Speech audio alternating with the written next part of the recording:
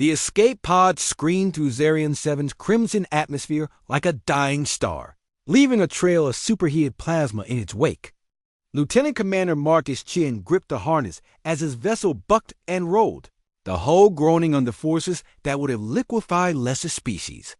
Through the viewport, he glimpsed towering spires of crystalline formations and vast purple forests before the ground. Rushed up to meet him. The impact crater was still smoking when the Valkyrians arrived.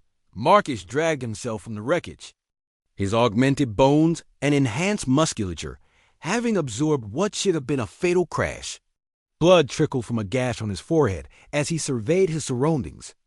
The alien landscape pulsed with bioluminescent flora, and twin moons hung in the violet sky like watchful eyes. By the stars' forge, a voice rang out in accented galactic standard. What manner of creature survived such destruction? Marcus turned to see them 7-foot-tall beings with alabaster skin that seemed to glow from within, their movements fluid yet predatory. All female, if his xenobiology training was correct, wearing armor that appeared grown rather than forged. Their leader stepped forward, her silver hair flowing like liquid mercury, eyes the color of supernovas. "I am Zarathul, Prime Hunter of the Third Dominion," she announced, her voice carrying the weight of absolute authority. "You trespass on sacred ground, alien." Marcus raised his hand slowly, recognizing a warrior culture when he saw one. "I'm Lieutenant Commander Marcus Chun, Terran Federation. My ship was destroyed in the Void War.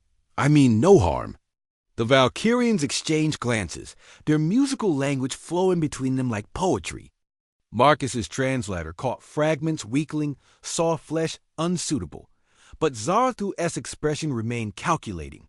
"You claim to be from Terra," she said, circling him like a predator studying prey. "The death world that births the galaxy's most feared soldiers?"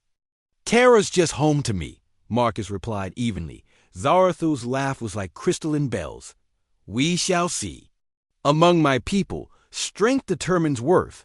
Females fight for the right to choose mates. The weak serve, the strong rule. You, alien, will be tested." Over the following days, Marcus learned the brutal truth of Valkyrian society. The planet was divided into dominions ruled by warrior queens who had proven their supremacy in ritualized combat. Males were rare, physically smaller, and existed primarily as prizes to be won through displays of martial prowess. The other hunters whispered about him constantly. How could such a small creature survive? What should have killed him? His bones should be dust. Perhaps the stories of terror are true. The testing began at dawn on the third day. First came the trial of endurance. Marcus was forced to carry a massive crystalline boulder across the scorching desert while Valkyrian warriors rode alongside, their mounts breathing superheated air that would have cooked most species alive.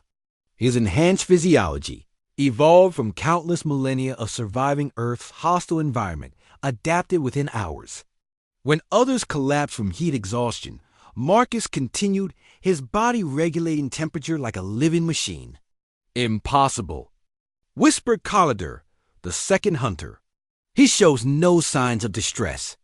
Next was the trial of pain, electric torture designed to break the spirit of captured enemies.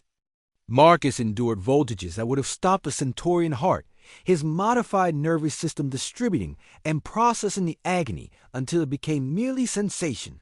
When they finally stopped, he stood upright, asking quietly, "Is that all?" The Valkyrian stared in horrified fascination. The final trial was combat. Marcus faced 3 hunters simultaneously, armed only with a primitive blade against their plasma weapons and power armor. But humanity's greatest gift had never been technology, it was adaptability. He used their overconfidence against them, turned their strength into weakness, fought dirty in ways their honor-bound culture couldn't anticipate. When the dust settled, 3 of Zarium 7's finest warriors lay unconscious, and Marcus stood bleeding but victorious. "By the ancient codes," Zarathul breathed, "I claim this warrior." The ceremony was unlike anything in human experience. Thousands of Valkyrians gathered in the great amphitheater, their voices raised in harmonic songs that made the crystalline Structures resonate. Zarathul, wearing armor that seemed woven from starlight itself, strode into the center of the arena. "I am Zarathul, the Undefeated," she declared, her voice carrying across the vast space. "For 40 cycles, none have bested me in combat. I have claimed the strongest, the fastest, the most cunning. But this Terran?" She gestured to Marcus, who stood in simple clothing, still bearing the marks of his trials. "This small creature from the death world has shown us what true strength means." She turned to face him directly. "You do not fight like us. You do not think like us. You endure what we cannot, adapt where we break, survive what kills us. You are—" She paused, searching for words. Magnificently alien." Marcus met her gaze steadily. "On Terra, we have a saying. It's not the size of the dog in the fight. It's the size of the fight in the dog."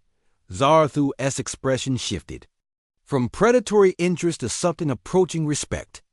"Then I choose you, Marcus Chun of Terra, not as a prize to be won, but as an equal to stand beside me." The crowd erupted in stunned silence, then roaring approval. In their warrior culture, the idea of a male being chosen as an equal rather than a subordinate was revolutionary. Months later, as Marcus stood on the balcony of the royal spire watching the twin moons rise, he reflected on the strange turns his life had taken. The Void War felt like another lifetime. His crash pod had been converted into a memorial, a reminder that sometimes the most unexpected arrivals bring the greatest changes. Zarathul approached, her footsteps silent on the crystalline floor. "Do you regret falling from the sky, my equal?" Marcus smiled, taking her massive hand in his. "Sometimes the best destinations are the ones you never planned to reach." Together they watched the stars emerge in Zarian 7's alien sky, two unlikely souls from different worlds who had found something neither expected, a partnership forged not in conquest, but in mutual respect. And somewhere among those distant points of light, the galaxy continued its dance, unknowing that on one small world, the definition of strength itself had been quietly revolutionized. The human way, as always, had been to endure, adapt, and ultimately transform everything around them, not through force, but through the simple, inexorable power of being undeniably, remarkably human. Asterisk.